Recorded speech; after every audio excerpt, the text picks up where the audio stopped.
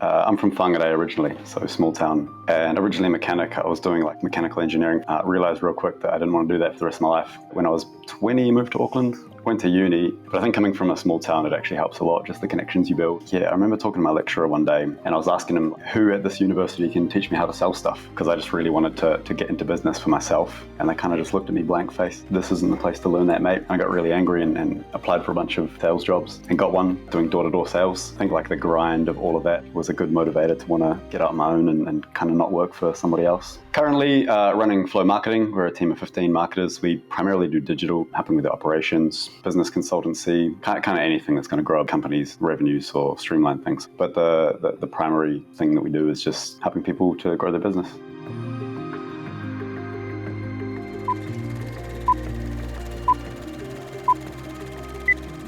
Thanks for coming on the pod, Dave. Really appreciate it.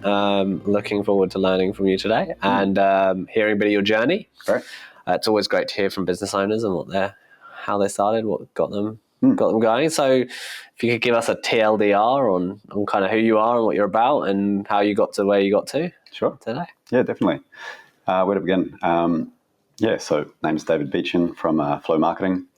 How far back do we want to go? All the way? Not too far? We'll probably start from the beginning soon, but just like kind of just the TLDR now. So nice. Yeah, so currently running Flow Marketing. We're a team of 15 marketers. We primarily do digital because that's kind of what brings the revenue in, but kind of anything that's going to grow a company's revenues or streamline things. So a lot of business consultancy, sales consultancy, helping with the operations. I personally do quite a lot of like one-on-one stuff with business owners, but the primary thing that we do is just helping people to grow their business.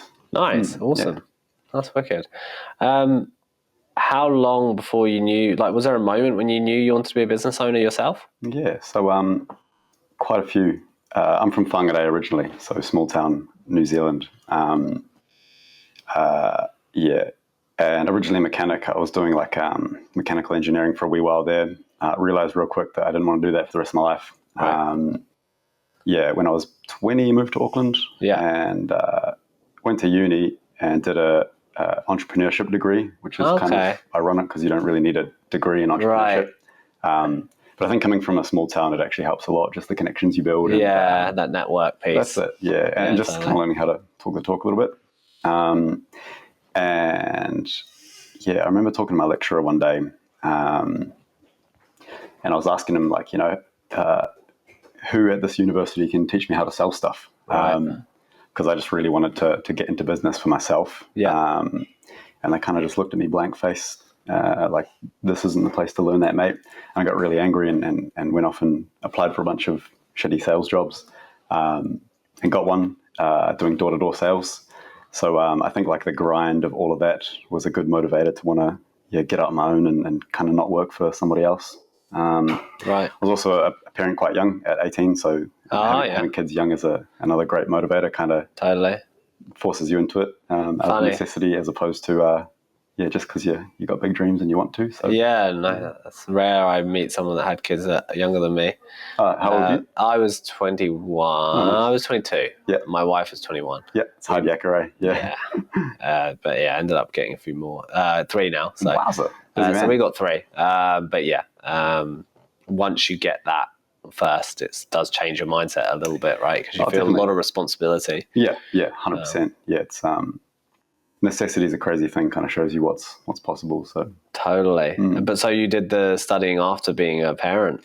Yeah, my daughter used to come to uni with me. There's obviously most unis have a daycare facility there. So yeah, she'd be hanging out with all the lecturers' kids and stuff, and it was great. And she's just over the hill, so I could pop over and see her at any point in between lectures and stuff. So, that's cool. Quite cool, actually. But she's like first year of NCA now, 14. So wow. Yeah. All my mates are just starting to have kids now. Yeah, it's funny. Hey, my eldest is 10. Oh wow.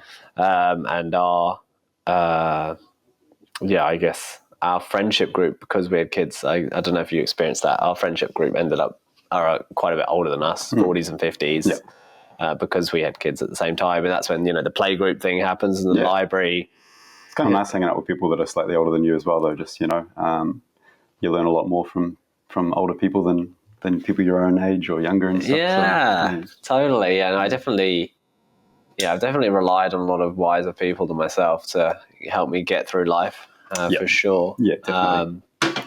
And yeah, like in terms of friendship group, it's we were so young, right, when we first started, and they were all a bit older, a bit more established. No, we made it through. Nice, awesome. So you did some sales jobs, and then you jumped into the marketing, or did you get into the marketing world before starting your own business? Well, it's interesting. Like I remember back at uni, in the early days of my degree, I was thinking, came up with like a checklist of what I wanted out of starting a business. The top two items on the list was it's got to be a recurring revenue, because recurring revenue businesses are just infinitely less stressful to run because you know how much money's coming in next month. Right. And secondly, it had to be something that I could scale and eventually replace myself. Okay. And at the time, the list was kind of whittled down to either a marketing company or a storage facility. And for a 21-year-old, marketing seemed a little bit more interesting than right. In hindsight, I should have bloody gone for the storage thing. Yeah, that'd have been sick. Actually, there was a third one. I was thinking about doing like digital billboards back before there were any. Okay. But I talked to a friend of mine at the time who was like a planner or an architect, and he's just like, nah, it'll never get approved. You never get that through council. I'm kicking myself, but things have turned out pretty well. So yeah, for sure. So how long have you been running it? 9 years now. Yeah, 9 years, in March it'll be 9 years. Nice. And you said you had a team of 15. Are they all local? So they're all in New Zealand, but we've got like 3 in Christchurch and 2 in Tauranga, and a bit spread out. This year we're kind of moving to more of like a remote team, all like based in New Zealand, but just I'm finding that the best talent, you've kind of got to be a bit more flexible with regards to when they work and where they work from. Yeah. We've actually got a couple of our team. One of them's just doing the digital nomad thing in Thailand. She's amazing. And that's the thing. It's like she can get a job remotely, whether it's for me or someone else. So if you want really good people in our industry, you've got to be a bit more flexible there. So. Right. Yeah, that's totally true. And is there a succession idea? Like where in an ideal world, where would Flo and you be in 5 years? Yeah, sure. So just this year, I've promoted one of my team who's been with us for years to be like lead strategist. So she's basically going to be managing most of the internal stuff. Like ideally, by the end of this year, I want to get to a point where I'm only really involved for the, big fires that have to be put out. In an ideal world, I just want it to be, running itself for the most part. I always want to remain involved. I think with agencies, for a lot of them that I've seen, as soon as the owner steps back, it kind of turns to shit a little bit. So right. I don't really want to do that. It's quite attached to the thing. I love it, and I love what I do. So so long as it's not, requiring too much of my time, I'm happy to be involved for as long as forever, really. Right. But beyond that, I'm getting quite deep into like commercial property and property investment and stuff like that. So that's like the big goal. Okay. Ideally, I want to get to a point where I'm working because I want to, not just because I have to. Yeah, totally. And have a shorter to-do list and more passion projects and stuff. Totally. Yeah. Okay, cool. Definitely by like creating that succession opportunity, you also open it up to potential purchasers as well. Much more sellable. That's the thing. If I ever did want to do that, 100% it's an option. But so it's probably quite a nice cash flowing. Well, that's the thing. Yeah, it's like if it's not requiring so much time and it's making good money, then kind of what's the point of selling it? Yeah, for sure. Unless there was a plan for what to do next and stuff. But as long as I can build my portfolio in other ways at the same time, then I guess I'd only want to sell it if it was stressing me out too much or something like this. But then no one's going to buy the thing. So right. That's right. It's going to be in a good state if you want someone to take it off your hands, typically. Well, one thing I say to a lot of the people that I work with, business owners and through the like consultancy stuff is everyone sets a goal around revenues and what their monthly sales target is and stuff. But as the business owner, you should also set a goal for how much you want to work per week. Like, sometimes it's better off to have a lower, let's say, disposable income target, but also a nice and low hours worked per week. Right. A good general one, I think, is like, if you're earning $250,000 a year for 12 to 15 hours a week, like you're living a pretty sweet life. that's like a nice default for a lot of people that they can just pick if they are struggling to come up with what their goal should be. Right. Because that's plenty. If all your bills are paid and you got $5,000 a week, like, mate, you're set. And a lot of businesses can achieve this. I was speaking to a dog walking company recently, and we ran the numbers, and it was totally attainable to achieve that. She's like well on her way. And most trade-based businesses can achieve that if they, it's not going to be overnight. It could take 3 years, 5 years, but they can get there. And usually when I say that to people, like a bit of a light bulb goes on because they've never thought about, how many hours per week do I want to work? I'm just going to wake up and work 50 because that's what I've always done. Yep. So yeah, it's kind of where I'm heading. Nice, awesome. So you're into the commercial property side and the maybe private property, residential. Yeah. So we just finished building our own house. It's kind of like my dream house. I love this thing. We relocated a 100-year-old 2-story villa from Drury to Coatesville. Oh yeah. It's a lot of work. Yeah. But we just moved in a week ago. Oh wow. So nice. I'm buzzing from that. So I didn't want to do anything until that was done because it was just taking up all of my leftover, mental energy. Oh, okay, yeah. And that far out. Yeah, it went way over budget, but we're going to live there forever. So, it's the type of thing where you can go a bit overboard with. But yeah, it was meant to take less than a year, and it's been 2.5. Always takes longer than you expect, right? I'll just counsel. Right. Oh, I should have spoken to Ab. He would have. Oh, you got the contacts? He does. Oh, yeah? Yeah, Is he a developer? He was a land surveyor by trade, but he worked in council for years and then moved on into healthcare, software development, like in delivery. Oh, wow. And then, into recruitment and angel investing. So wow, cool. Yeah, and obviously founding Acuity with me. So. Oh, okay, co-founded. Nice, cool. Yeah, we just got really held up with council. It was around when the anniversary day floods happened. And, right. Then my geotech got in an argument with council, and they just got in a stalemate for 6 months, and but we got it through. Nice, well done. Yeah, awesome. But yeah, I like relocatables. I think there's a lot of opportunity in that space. I think a lot of people are scared of it because it's Yeah, I was looking at that too. Yeah, it's a bit messy and tricky and challenging, especially if you don't have any building skills. Yes. But it can work really well if you just pick the right place. Next time we'll do a one-piece shift, or you can go for a 2-piece shift so long as it's an L shape. Those are pretty easy. Right. Ideally something with a kitchen and bathroom that's already all right because you're going to save squillions on that. Yeah.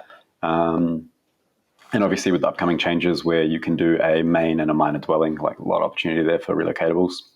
Another little thing that not many people think of, whenever you have a relocatable that's 65 squares or less, gets snapped up real quick because, it's a minor dwelling. But if you just find one that's 85 squares that you can cut a little slice off, you get it way cheaper because no one really wants, those houses between 65 to under 100. It's an awkward, too small to be comfortable, but too big for a relocatable. So it's a good little hack. Even if it is an L-shaped one, you just cut the L off and put a wall up or something. Yeah, that's a cool hack. Yeah, but a lot of opportunity in that space.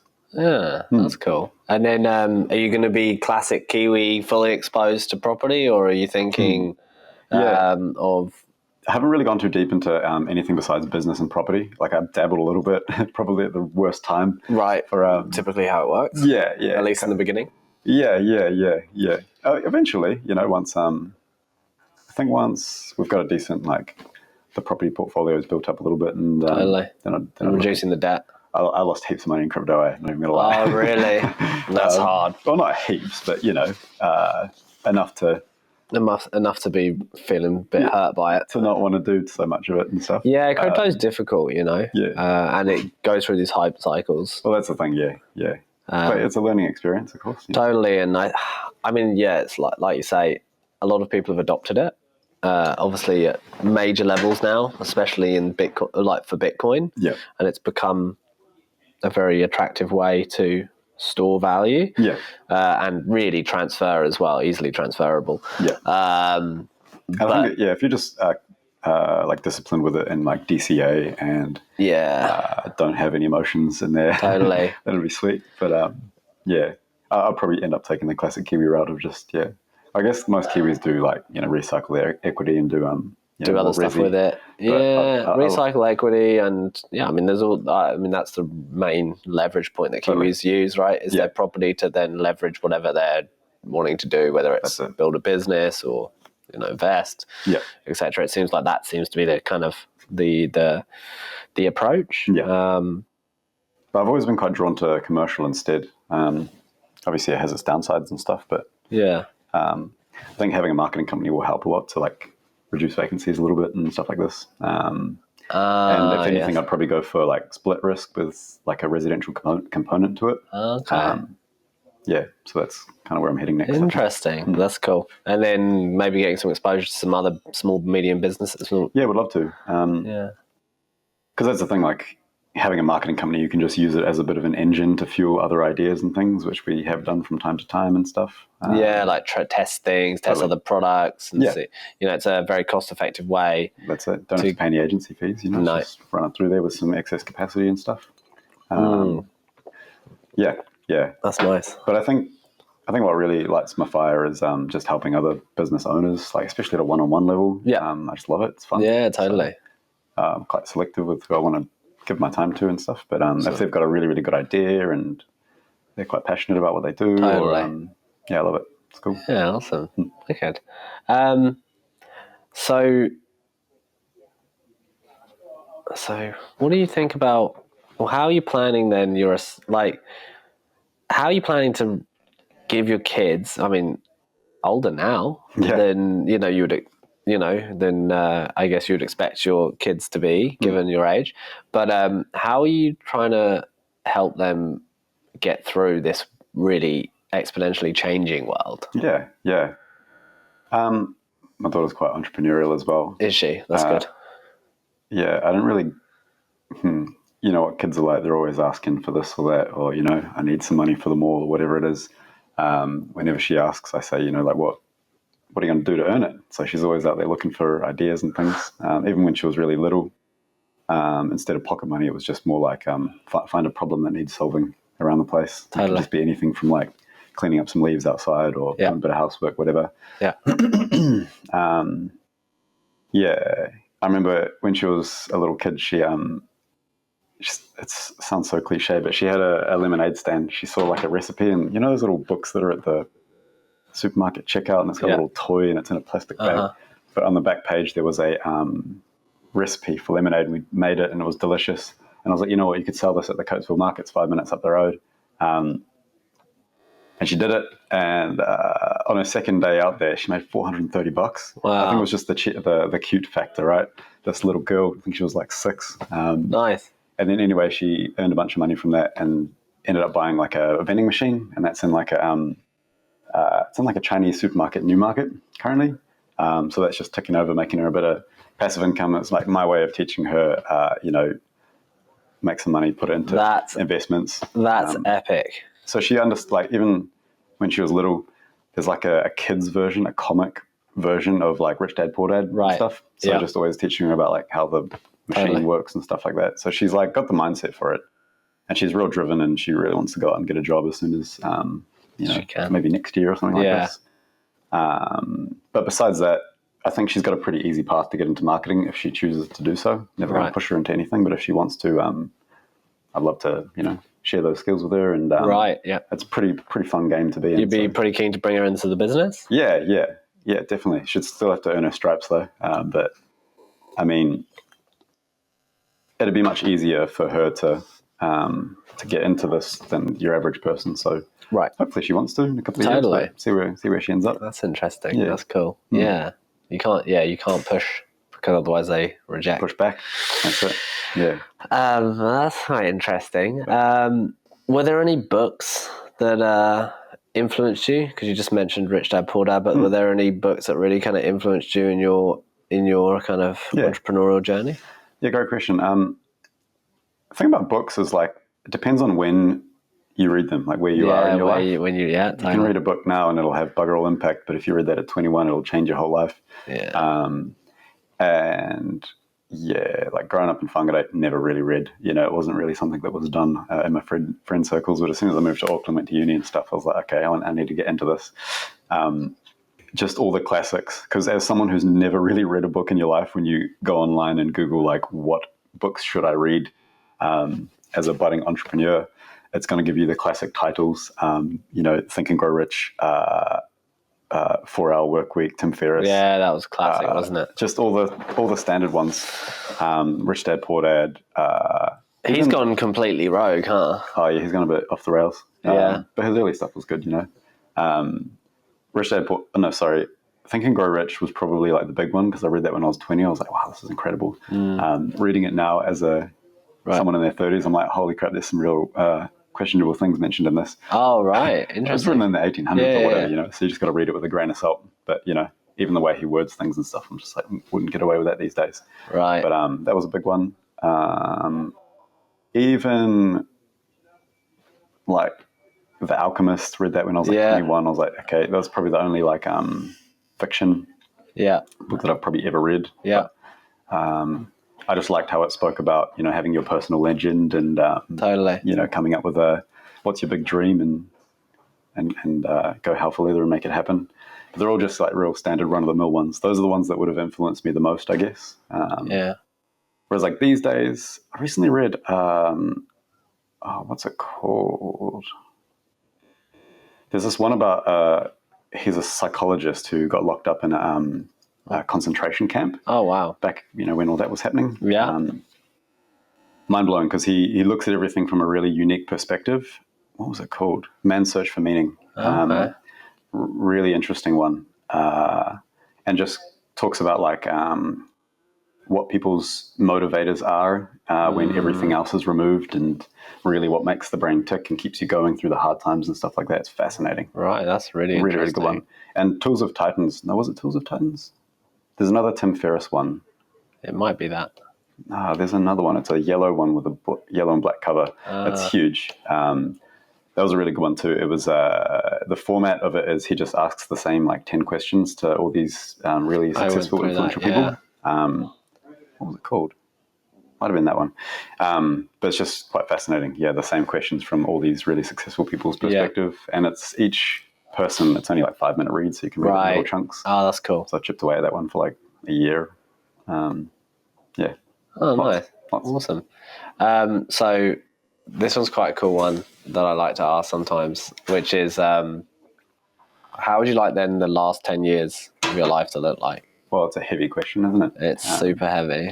Like I've done a bit of research on like happiness and fulfillment and what makes a person, genuinely happy. And from what I've found, most of them distill it down to two things. One being connection and community, and the other being some form of growth. Right. I think it's kind of hard to be unhappy if you have both of those two things. Obviously, unless something, super traumatic happens all of a sudden. Just an average person who's just living a normal life. If you have good connection and community and are growing it in some way, shape or form, then you're going to be pretty stoked. Net happy, yeah. That's the thing. And obviously the older you get, growth becomes less of a focus, Right. Because ideally by that point you would have achieved most of the things that you wanted to. I think I'll always want to grow in something.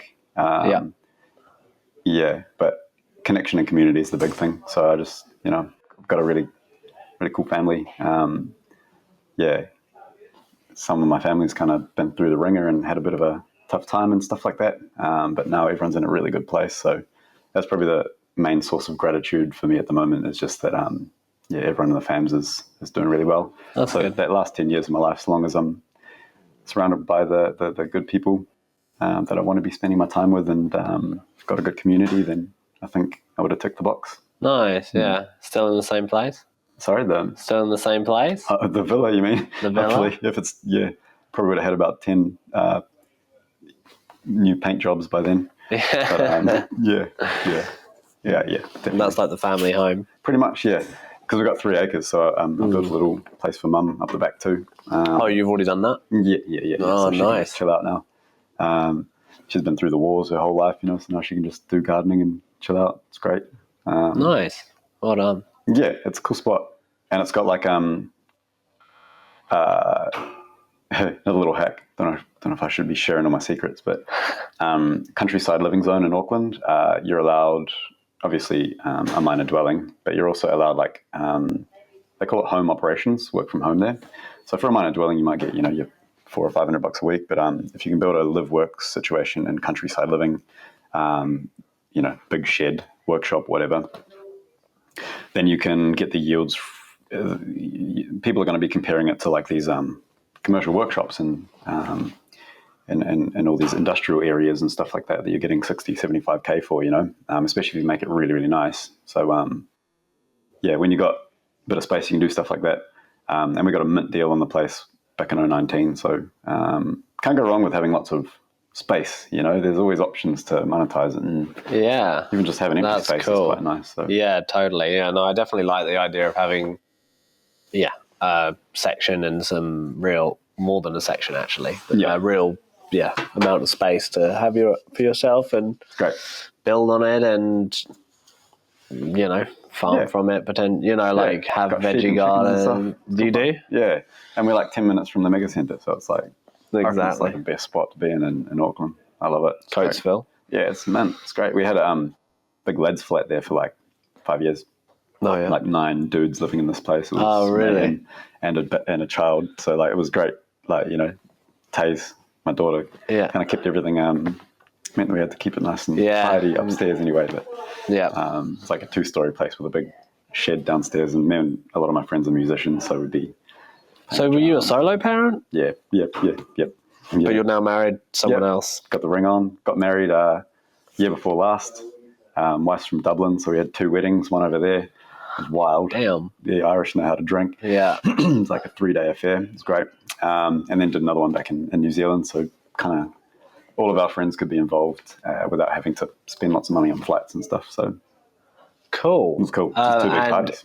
So you had your daughter, but you haven't had any kids with your wife yet. But that's the thing. It's like, do you plan on it? Yeah, probably. Yeah. Like now that our house is finished and stuff, start filling it up with babies. Hopefully. May as well, right? And then you've got more chance of being able to have that community and connection when you're older, right? That's the hard bit. And I tell you what, I'll be doing things a lot differently this time. Having a kid at 18 would not recommend. It's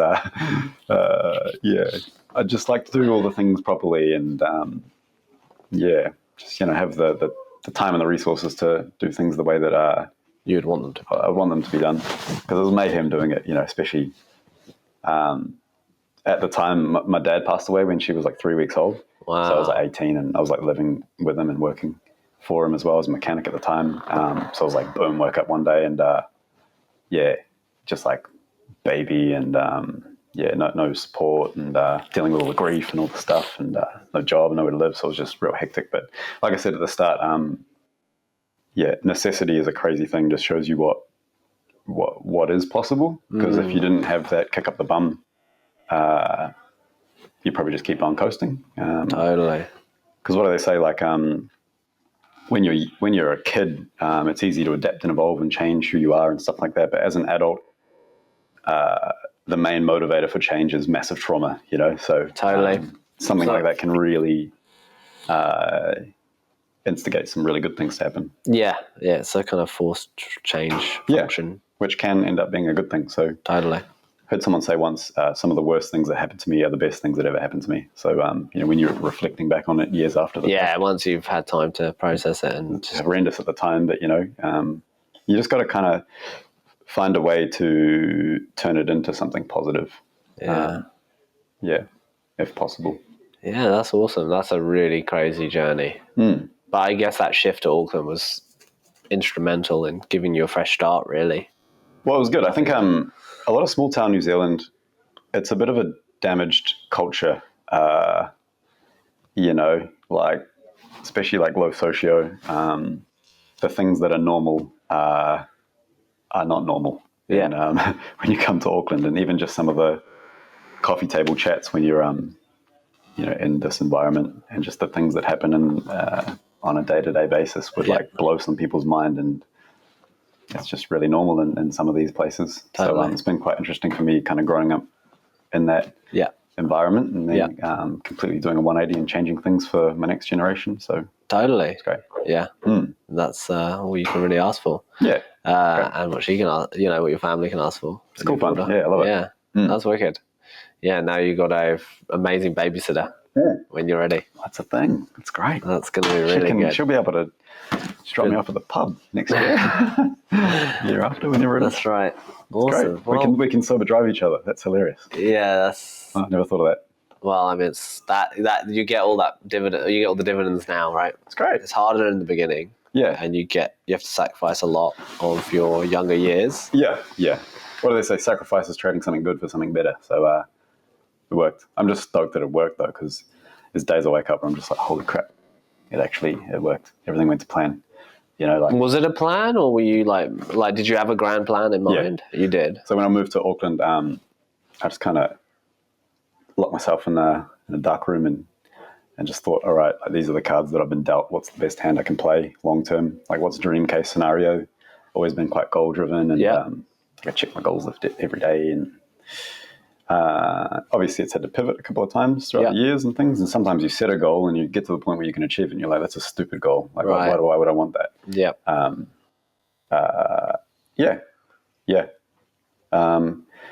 I think it's important to set like big, like multi-day, multi-year objectives. Totally. And committing to it. Yeah. Yeah. If you're someone who can like commit to big long-term goals, then you probably should, because there's a lot of people out there that really struggle with that sort of thing. So totally. It's almost like your duty to do it. Totally. Yeah, I totally agree with that. Yeah. It's compounding. Yeah. If you haven't listened to How to Get Rich Without Getting Lucky by Naval. Oh, cool. It's good. Yeah. You should definitely listen to it. It's epic. Naval. Okay, sweet. Yeah. It's on YouTube. Yep. How to Get Rich Without Getting Lucky. I think I might have read. You might have read his book, The Almanac. No. I'm thinking of someone else. Yeah. He's the co-founder of our Angel List. Oh, cool. Okay. And he early stage investor in a bunch of cool companies like Uber, Twitter, and stuff like that. But he's a philosopher, really. Great. Cool. So he's a kind of Silicon Valley philosopher. Awesome. And highly recommend. It's an amazing piece of work that he's done there. Sweet. 3-hour podcast, epic. Cool. I've listened to it probably 3 or 4 times. Cool. Now. All right, must be good then. It's good. We recommend it to everyone. So. Great. I'll check it out. What's it called again, sorry? How to Get Rich Without Getting Lucky. Without Getting Lucky. Great. Cool. But actually, it's really about how to be happy. But he thought that title would get more clicks. The right people in. No, cool. Great. Yeah, awesome. Well, thanks for coming on. I really appreciate it. Awesome. It's been fun and I learned a lot. So thank you so much. No worries. Cheers, man.